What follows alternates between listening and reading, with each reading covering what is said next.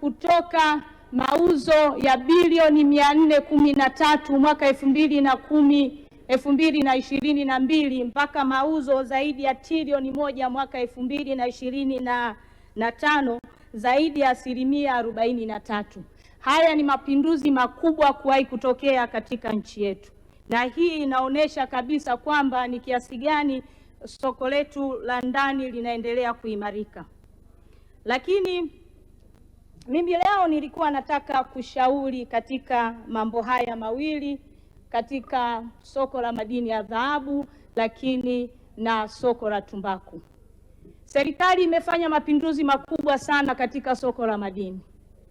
Kwa ushahidi wa takwimu hizi inaonyesha kabisa soko hili limekuwa kwa kasi sana, na tumeendelea kuona jinsi serikali yetu inavyoendelea kuwahamasisha wachimbaji wadogo kwa kutoa leseni nyingi kwa wachimbaji wadogo, lakini kwa kuwapelekea miundombinu ya barabara, ya nishati, na hii inachochea ongezeko la uzalishaji wa madini kwa nchi yetu. Lakini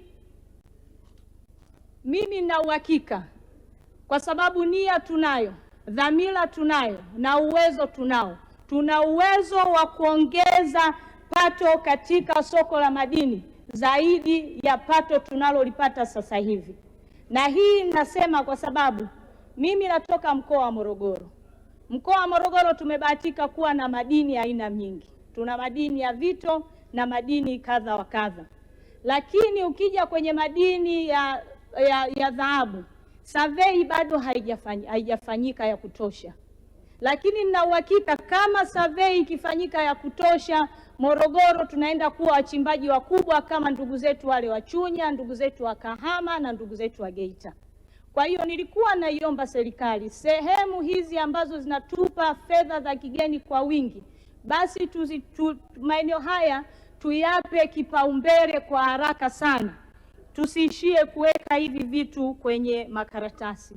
Lakini mfano pale Ulanga tuna madini ya graphite. Mwekezaji ameshakuja kwa muda mrefu sana, lakini prosesi zake zinachukua muda mrefu, ambao naamini kama prosesi zingekamilika kwa muda unaotakiwa, sasa hivi tungekuwa tunaongelea jambo lingine, na hasa sisi watu wa Morogoro tunatamani sana kuwa jiji.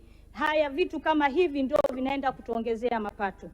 Lakini pili, nilikuwa naomba kushauri, Tanzania sasa hivi tuna refinery zaidi kama sikosei ya 8, lakini capacity ya madini yanayoenda kwenye refinery ni ndogo, kwa sababu wachimbaji wengi wenye mitaji midogo wanaingia mikataba na wauzaji wa nje ambao wanapeleka haya madini ghafi bila kupitisha kwenye hizi refinery. Sasa hivi vitu kama refinery zikifanyika hapa kwenye nchi yetu, na uhakika ajira zitaongezeka, lakini pia tutaipa thamani na tutaongeza fedha za kigeni.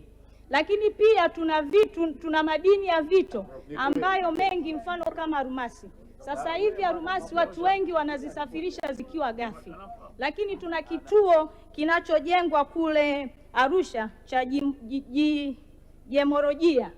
Nilikuwa naomba kuishauri serikali kama inaweza speed up kile kituo kimalizike, ili tuweze kuviongeza vito vyetu vya madini ya vito thamani hapa nchini, kwa sababu sio tu kuongeza thamani, lakini pia vitaongeza ajira.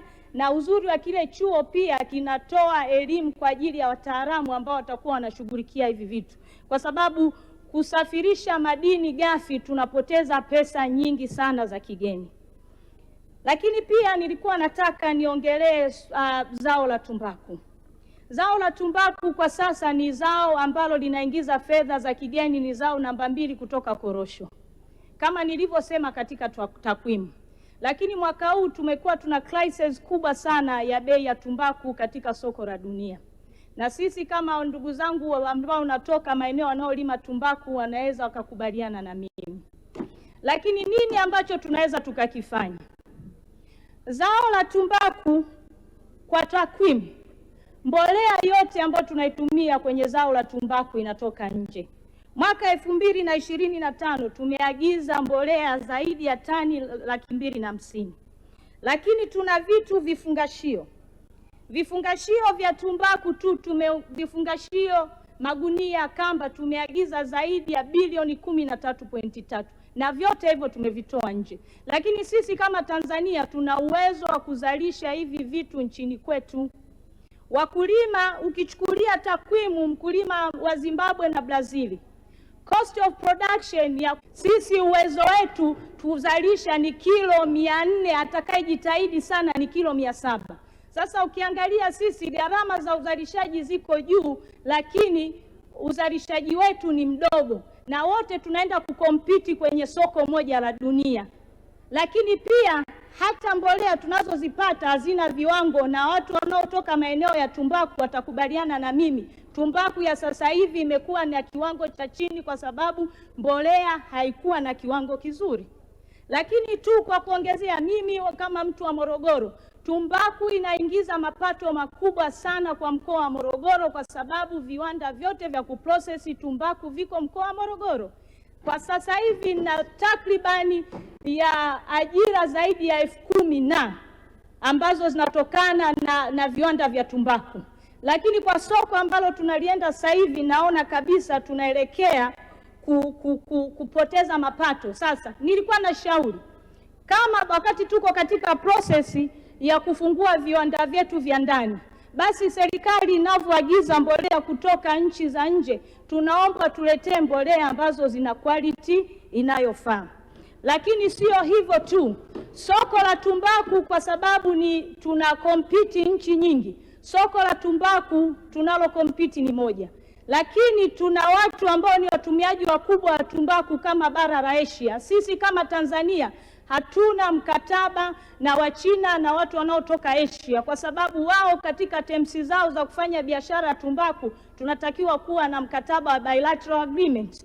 Sasa Tanzania, sasa serikali ifike sehemu tuone sasa kuna umuhimu wa kutanua soko hili la tumbaku, hata itakapotokea wanunuzi wakubwa wa tumbaku bei kistrike, tuwe na wigo mpana wa kuuza zao letu la tumbaku. Lakini mpaka sasa hivi ninavyokuambia, Mheshimiwa Naibu Spika, sisi hatuuzi tumbaku yetu katika bara la Asia kwa sababu hatuna mkataba wa bilateral agreement. Kwa hiyo nilikuwa naomba kushauri katika maeneo hiyo. Na kwa kumalizia, sisi mkoa wa Morogoro tunaongoza sasa hivi kwa kulima karafuu, tuna kokoa, tuna mchele. Ukisikia mchele mzuri kuliko wote Tanzania, pika na bwana, unapatikana Morogoro. Lakini sasa hatuna masoko. Sasa hivi ninavyosema, gunia watu wanavuna, gunia moja linauzwa kwa shilingi 30,000. Kwa hiyo tulikuwa tunaomba mtutafutie masoko ya haya mazao yetu, mpunga, karafuu na mengineyo. Naona kengele yangu imenililia. Mwenyekiti, Naibu Spika, naomba kuunga mkono hoja. Asante. Asante sana Mheshimiwa Joseph.